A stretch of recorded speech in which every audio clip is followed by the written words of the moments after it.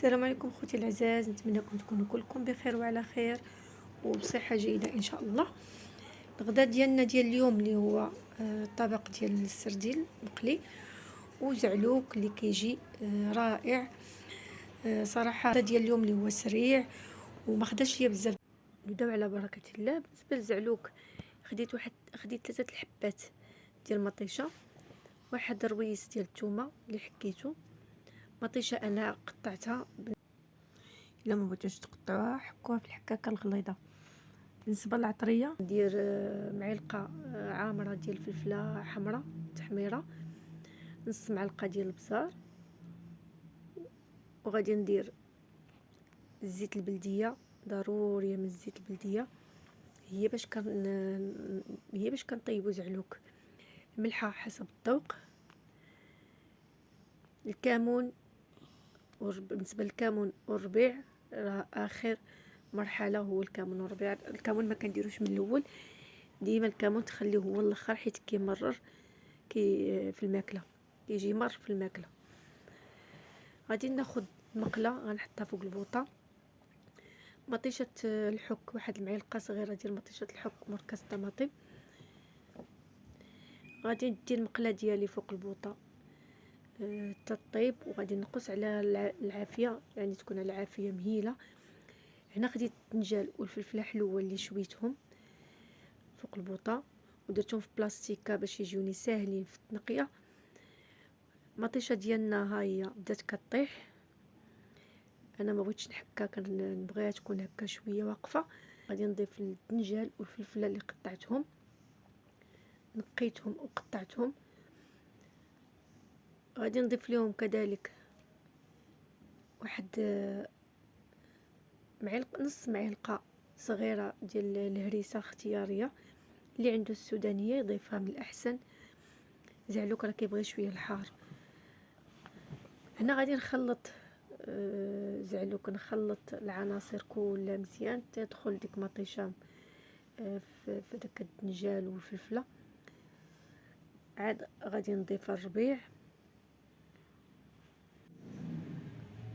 هنا كمرحله اخيره ضفت الربيع وضفت واحد نص معلقه ديال الكمون، وغادي نضيف واحد العصره ديال الحامض. الحامض ضروري البنات في زعلوك، ضروري العصره ديال الحامض راه كيجي زوين. صافي غادي نخلط هاد العناصر اللي عندي، وغادي نردو يتشحر فوق البوطه على عافيه مهيله حتى يتشحر لينا مزيان. تقريبا راه ما كياخذش اكثر من 5 ديال الدقائق باش يوجد عندنا زعلوك.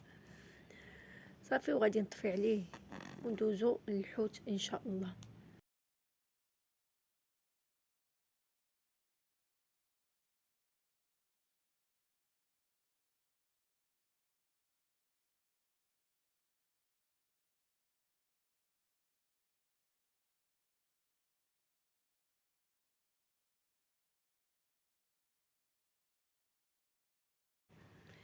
ندوزو للحوت. هنا خديت الحوت السرديل اللي نقيته وغسلته، درتو في واحد الشبيكه ينشف مزيان من الماء. بالنسبه للاصوص خديت هنايا لاصوص الربيع، الثومه، العطريه، سكنجبير، التحميره، الخرقوم البلدي، الملحه، القزبر اليابس، الكمون، الحامض او الخل. اللي ما عندوش الحامض ديال الخل. كنخلط هاد الشرموله ديال الحوت الاولى. بالنسبه للثانيه هنايا عندي العصره ديال الحامض، درت فيها شويه الزعتر ومليحه. اللي ما بغاش الزعتر يدير الكمون. انا هذا درت غير كميه قليله ديال الحوت جربته به، ولكن صدقوني راه كيجي زوين. بالنسبه للدقيق انا ما عنديش الفينو، خديت دقيق ديال النخاله هو فاش غادي نقلي الحوت. والله البنات الا كيجي رائع هاد النخاله في القلي. وكذلك داك الحوت ديال الزعتر كيجي زوين حتى هو. بالنسبه للناس اللي كيبغيو خفيف وكيخافوا الحوت يضرهم، يديروا داك ديال الزعتر راه كيجي زوين. نشرمل الحوت، كندير ليه الشرموله من الداخل وكذلك حتى من برا. كناخذ شويه ديال ديك الشرموله في يديا وكندهن بها الحوت على برا بهذه الطريقه هذه، باش كيبقى واخد لينا ديك البنه ديال الشرموله من الداخل ومن برا.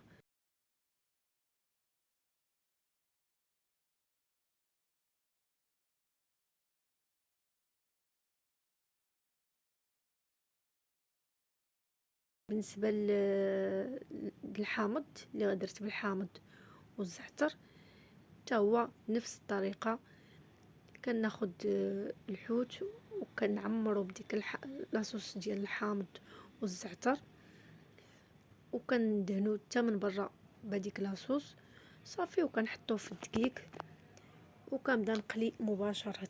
ملي كنكمل الكميه اللي عندي انا هنا، غنكمل الكميه اللي عندي كامله ان شاء الله، وغادي ندوز نبدا نقلي. انا كملت الكميه اللي عندي كلها، درت لها الشرموله ديال غادي نبقى دابا نديرها في الدقيق، والزيت راه درت المقله كتسخن من قبل. غادي نبدا نهز الحوت ونحطوه في المقله يتقلى صافي، وغادي نكمل تنقلي الحوت كامل، وغادي نرجع نوريكم الشكل النهائي ديال الاطباق. بالنسبه هنا درت واحد الكاسروله درت فيها شويه بطاطا اللي سلقتها حتى هي نديرها شلاضه للدراري نرافق بها الحوت.